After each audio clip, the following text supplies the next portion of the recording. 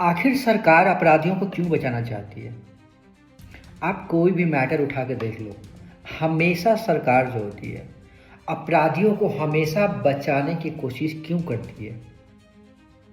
क्या सरकार को पहले से पता होता है कि ये जो अपराधी है या तो ये बड़ा आदमी है या तो ये पॉलिटिशियन है या फिर इसका पहुंच काफ़ी आगे तक है?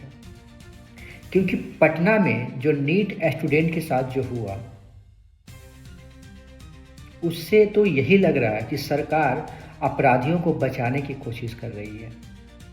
क्योंकि पत्रकारों के द्वारा पुलिस प्रशासन से भी बात करने के बाद ऐसा लगता है कि पुलिस प्रशासन भी सवालों का जवाब गोलमोल तरीके से दे रही है। आज सम्राट जी चौधरी जी जो बिहार के गृह मंत्री हैं, उन्होंने सीबीआई जांच के लिए आज परमिशन दिया है। क्या ये चीज़ें कुछ तेजी से नहीं हो सकता है? क्या मृत व्यक्ति के परिवार के द्वारा बार बार आवाज़ उठाने के बाद ही ये फैसला लिया जा सकता है? आपकी सरकार है, आपकी पुलिस प्रशासन या एसआईटी या सीबीआई पे लोग को भरोसा क्यों नहीं है आजकल? ऐसा क्या हो गया है कि कोई भी घटना घटता है उसके बाद तुरंत एसआईटी का गठन होने लगता है, तुरंत सीबीआई जांच की मांग होने लगती है, तुरंत अदालत के रिटायर्ड जजों के द्वारा जांच की मांग होने लगती है? तो फिर ये पुलिस प्रशासन क्यों है? ये पुलिस प्रशासन क्यों है? अगर कोई दुर्घटना होता है, कोई घटना होता है, किसी के साथ हिंसक प्रवृत्ति होती है तो इस पुलिस प्रशासन क्या करती है? इसका मतलब आपको पहले से पता है या समाज के हर एक वर्ग को पता है कि पुलिस प्रशासन में इतना आगे तक भ्रष्टाचार फैला हुआ है कि अगर पुलिस के हाथ में कोई भी केस हम देते हैं तो इसका परिणाम भ्रष्टाचार के लिए ही होगा। इसीलिए किसी भी केस में या किसी भी राज्य का केस उठा के आप देख लीजिए, उसमें पुलिस प्रशासन को सबसे पहले हटाया जाता है और एसआईटी का गठन होता है, सीबीआई आता है या फिर सुप्रीम कोर्ट के न्यायाधीशों के द्वारा जांच की मांग की जाती है। तो आखिर ये पुलिस महकमे पे क्यों नहीं प्रशासन लगाम लगाती है? क्यों नहीं सरकार लगाम लगाती है? इतना दिन हो गया घटना को अंजाम दिए हुए, अभी भी इसका अपराधी खुले मैदान में घूम रहा है।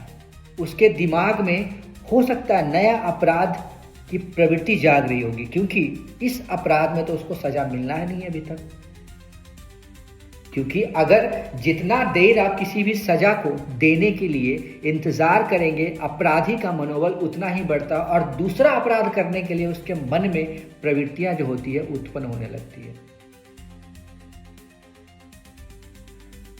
नीट स्टूडेंट के परिवार के द्वारा यह कहा जा रहा है कि प्रशासन दबाव बना रही है बयान बदलने के लिए।